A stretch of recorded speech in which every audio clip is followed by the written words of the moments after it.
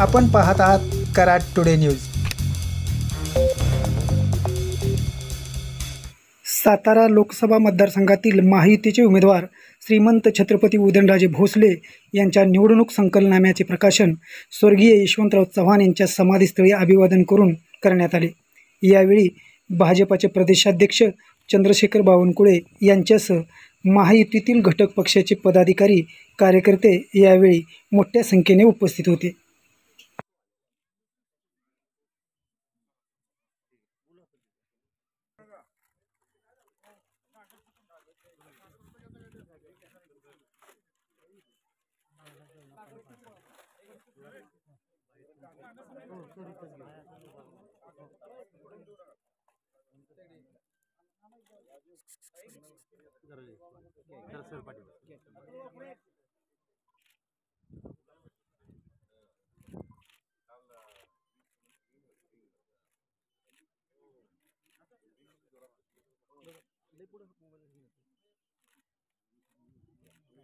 byte करू इथे एक मिनिट